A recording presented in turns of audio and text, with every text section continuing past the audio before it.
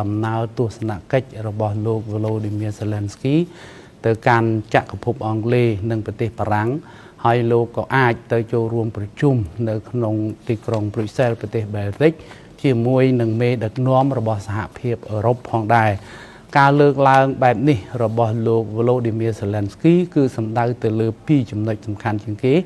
ទី1ដែលលោក Zelensky ដែលទាមទារឲ្យសហភាពអឺរ៉ុបសម្ព័ន្ធមិត្តរបស់សហភាពអឺរ៉ុបសហរដ្ឋអាមេរិក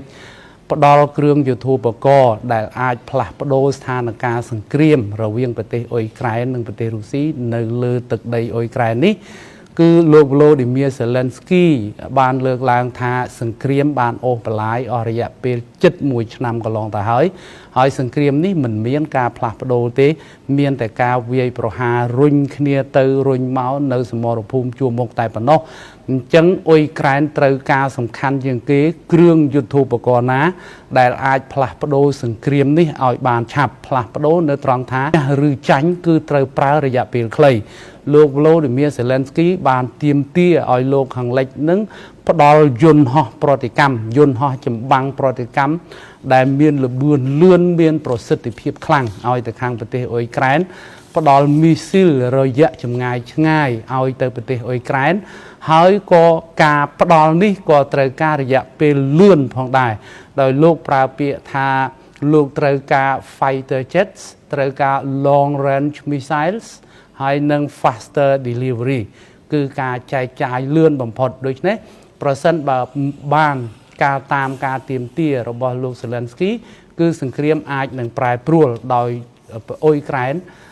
ចង់វាយដណ្ដើមទីតាំងទាំង4នៅខាងត្បូងនិងនៅខាងកើតប្រទេសអ៊ុយក្រែននឹងពីកងកម្លាំងយោធារបស់ប្រទេសរុស្ស៊ីវិញចំណុចមួយទៀតការទាមទារនេះមានអ្នកខ្លះលើកឡើងថាសង្គ្រាមនៅក្នុងប្រទេសអ៊ុយក្រែនសោះលោក Volodymyr Zelensky ហាក់ដូចជាទៅគៀបសង្កត់ហាក់ដូចជាចិត្តទៅសម្លុតបារាំងសម្លុតអង់គ្លេសសម្លុតអាល្លឺម៉ង់ឬក៏សហរដ្ឋអាមេរិកនឹងឲ្យផ្ដល់ជំនួយទៅដល់ខ្លួនទៅវិញក្នុងអំឡុងពេលដែលសង្គ្រាមឆាបឆេះនៅក្នុងប្រទេសរបស់ខ្លួនសោះតាមពិតការលើកឡើងនេះជាយោបល់មួយយ៉ាងប៉ុន្តែទិសដៅនៃសង្គ្រាមនេះគឺដោយសារតែប្រទេសអ៊ុយក្រែននឹងអះអាងញឹកញាប់ហើយទាំង Volodymyr Zelensky ទាំងមន្ត្រីក្រាក់របស់ប្រទេសអ៊ុយក្រែននឹងបានអះអាងថាសង្គ្រាមឆាបឆេះនៅក្នុងប្រទេសអ៊ុយក្រែនមែនប៉ុន្តែសង្គ្រាមនេះប្រសិនបើអ៊ុយក្រែនមិនទប់ទល់ជាមួយនឹងខាងរុស្ស៊ីទេប្រសិនបើអ៊ុយក្រែនចាញ់រុស្ស៊ីវិញគឺខាងរុស្ស៊ីនឹងគម្រាមកំហែងសន្តិសុខនៅទូទាំងសហភាពអឺរ៉ុបតែម្ដងដូច្នេះសង្គ្រាមនេះកើតឡើងនៅអ៊ុយក្រែនមែនហើយអ៊ុយក្រែនកំពុងតែប្រយុទ្ធតស៊ូតែម្នាក់ឯងជាមួយនឹងរុស្ស៊ីតំណាងអឺរ៉ុបទាំងមូលដូច្នេះអឺរ៉ុបដែលជាសម្ព័ន្ធមិត្តភាគច្រើនរបស់សហរដ្ឋអាមេរិកនឹងត្រូវតែជួយអ៊ុយក្រែនពីព្រោះបើអ៊ុយក្រែនចាញ់គឺខាងរុស្ស៊ីនឹងគម្រាមកំហែងសន្តិសុខអឺរ៉ុបទាំងមូលដូច្នេះមូលហេតុទាំងពីរនេះហើយដែលខាងប្រទេសអ៊ុយក្រែនជាពិសេសលោក Volodymyr Zelensky ក្នុងដំណើរទស្សនកិច្ចទៅកាន់ប្រទេសបារាំងនិងអង់គ្លេសដែលជាទស្សនកិច្ចដំបូងចាប់តាំងពីសង្គ្រាមនឹងបានទាមទារក្នុងគោលដៅលក្ខខណ្ឌឲ្យសង្គ្រាមប្រែប្រួលនៅក្នុងប្រទេសរបស់ខ្លួនបាទអ៊ុយក្រែននិងប្រទេសរុស្ស៊ីនេះគឺនៅតែវាយប្រហារគ្នាដដែលដោយខាងអ៊ុយក្រែនបានបង្ហើបកាលពីដើមសប្តាហ៍នឹងថាក្នុងរយៈពេល24ម៉ោងខ្លួនបានវាយប្រហារធ្ងន់ទៅលើកងកម្លាំងយោធារបស់ប្រទេសរុស្ស៊ីរហូតដល់សម្លាប់កងទ័ពរុស្ស៊ីនឹងដល់ទៅ1030នាក់ក្នុងរយៈពេលតែ24ម៉ោងទេចំណែកខាងរុស្ស៊ីក៏បានបញ្ជាក់មកវិញដែរថាកងកម្លាំងយោធាអ៊ុយក្រែននោះទេជាអ្នកបាត់បង់អាយុជីវិតច្រើនក្នុងសង្គ្រាមដោយសារតែក្នុងរយៈពេលជាង1ខែកន្លងមកនេះចាប់តាំងពីដើមឆ្នាំ2023នឹងគឺកងកម្លាំងយោធារបស់ប្រទេសរុស្ស៊ីបានវាយប្រហារយ៉ាងចាស់ដៃលើកងទ័ពអ៊ុយក្រែនដែលធ្វើឲ្យអ៊ុយក្រែននឹងបាក់ទ័ពញឹកញាប់នៅភាគខាងកើតជាពិសេសគឺតំបន់ដែលខាងប្រទេសរុស្ស៊ីគ្រប់គ្រងដូច្នេះក្នុងសង្គ្រាមជួរមុខបើនិយាយពីស្ថានភាពគឺនៅស្ថានភាពសង្គ្រាមគេនៅតែប៉ះទង្គិចគ្នាដដែលនៅសមរភូមិជួរមុខដោយអ៊ុយក្រែនទោះបីជាមានការលើកឡើងអំពីការវាយបកយ៉ាងធ្ងន់ធ្ងរទៅលើកងទ័ពរុស្ស៊ីក៏ដោយក៏រហូតមកដល់ពេលនេះកងទ័ពរុស្ស៊ីនៅតែមានព្រៀបលើកងទ័ពអ៊ុយក្រែនដដែលនៅសមរភូមិជួរមុខដោយសារតែកងទ័ពអ៊ុយក្រែននឹងមានបញ្ហាពីរសំខាន់ជាងគេ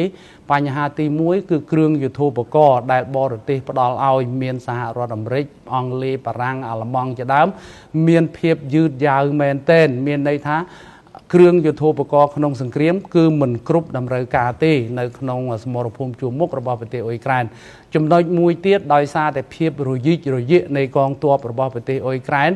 ដោយមួយផ្នែកគឺទៅត្រៀមចាំនៅប៉ែកខាងជើងក្រែងរុស្ស៊ីបើកអន្តរាគមន៍យោធាចេញពីប្រទេសបែឡារុសហើយម្យ៉ាងទៀតក៏នៅទប់ជាមួយកងទ័ពរុស្ស៊ីនៅប៉ែកខាងត្បូងខណៈដែលមានភាពទន់ខ្សោយខាងគ្រឿងយុទ្ធោបករណ៍ស្រាប់អញ្ចឹងហើយសមរភូមិជួរមុខក្តៅកគុកជាងគេប៉ែកខាងកើត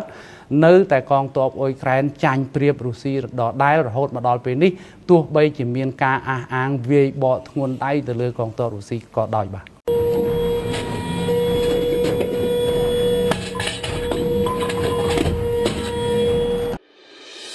រដ្ឋាភិបាលក្រុងមូស្គូចាប់ទាហានរុស្ស៊ីមិនទៅប្រយុទ្ធដាក់ពន្ធនាគារសង្គ្រាមដកឃុខៅនៅក្នុងប្រទេសអ៊ុយក្រែនបាននឹងកំពុងតែបង្កនៅមហាវិនាសកម្មយ៉ាងធ្ងន់ធ្ងរដោយបាននឹងកំពុងតែបំផ្លិចបំផ្លាញហេដ្ឋារចនាសម្ព័ន្ធអស់រាប់រយពាន់លានដុល្លារអាមេរិកហើយបន្តសម្លាប់ជនស៊ីវិលរាប់ម៉ឺននាក់និងបង្កការខូចខាតទាំងរបួសនិងស្លាប់ដល់ទាហានទាំងសងខាងប្រហែលជាជិត30ម៉ឺននាក់ប៉ុន្តែរហូតមកដល់ពេលនេះក៏មានសេចក្តីរាយការណ៍អំពីអាជ្ញាធរក្រុងមូស្គូបានចាប់ទាហានរបស់ខ្លួនមិនទៅប្រយុទ្ធដាក់នៅក្នុងពន្ធនាគារថែមទៀតផងសារព័ត៌មាន Ukrinform បានចេញផ្សាយកាលពីព្រឹកថ្ងៃពុធទី8ខែកុម្ភៈថានៅក្នុងតំបន់ Sevastopol ដែលរុស្ស៊ីបានរឹបអូសយកទៅគ្រប់គ្រងជាបណ្ដោះអាសន្នមានទាហានចំនួន2នាក់បានមើលងាយនឹងបាត់បញ្ជាទៅប្រយុទ្ធប្រឆាំងនឹងអ៊ុយក្រែនក៏ត្រូវបានតុលាការរុស្ស៊ីគ្រប់គ្រងតំបន់នោះកាត់ទោសឲ្យជាប់ពន្ធនាគាររឿងរ៉ាវនេះត្រូវបានបង្ហោះដោយបណ្ដាញ Telegram Crimean Win ហើយត្រូវបាន Ukrinform លើកយកសេចក្តីរាយការណ៍នោះយកមកចុះផ្សាយបន្តបើតាមសេចក្តីរាយការណ៍នោះបានឲ្យដឹងថាតុលាការនៅក្នុងតំបន់ Sevastopol បានកាត់ទោសជាលើកដំបូងនៅក្នុងសំណុំរឿងព្រហ្មទណ្ឌតាក់ទងនឹងទាហានបដិសេធអនុវត្តដីកាជាការកត់សម្គាល់ទៅលើទណ្ឌិតទាំងពីរនាក់នោះគឺជាបងប្អូនជីដូនមួយហើយពួកគេធ្វើជាទាហាននៅតំបន់យុទ្ធភូមិភាគ Belgorod នៃតំបន់អាម៉ូប្រទេសរុស្ស៊ីទាហានទាំងពីរនេះត្រូវបានកាត់ទោសឲ្យជាប់ពន្ធនាគារក្រោមមាត្រាព្រហ្មទណ្ឌមិនអនុវត្តដីកាទាហានទាំងពីរនាក់ជាបងប្អូនជីដូនមួយនេះមានម្នាក់ត្រូវកាត់ទោសដាក់ពន្ធនាគាររយៈពេល3ឆ្នាំនិង4ខែហើយម្នាក់ទៀតត្រូវជាប់គុករយៈពេល3ឆ្នាំនិង5ខែ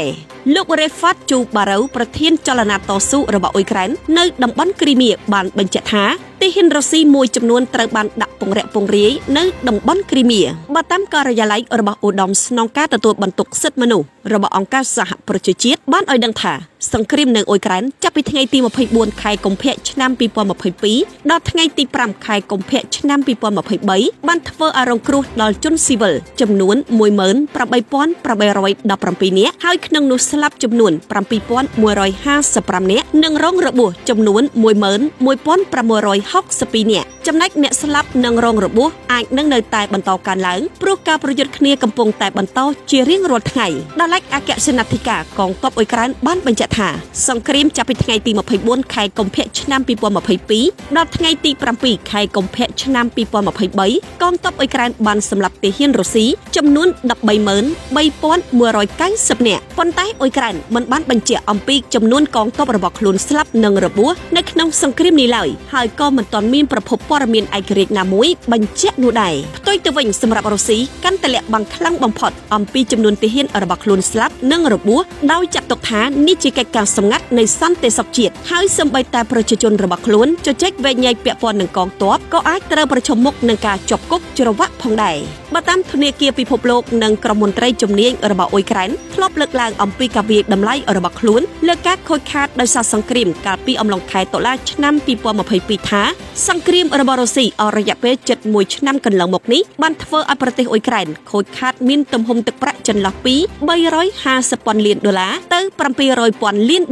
ប៉ុន្តែចាប់តាំងពីក្រុមជំនាញបានវិតម្លៃនាពេលនោះរហូតមកដល់ពេលនេះសង្គ្រាមនៅតែបន្តវាយប្រយុទ្ធគ្នាកាន់តែខ្លាំងឡើងដូច្នេះទំហំនៃការខូចខាតនិងការបំផ្លិចបំផ្លាញអាចនឹងបន្តកើនឡើងខ្ពស់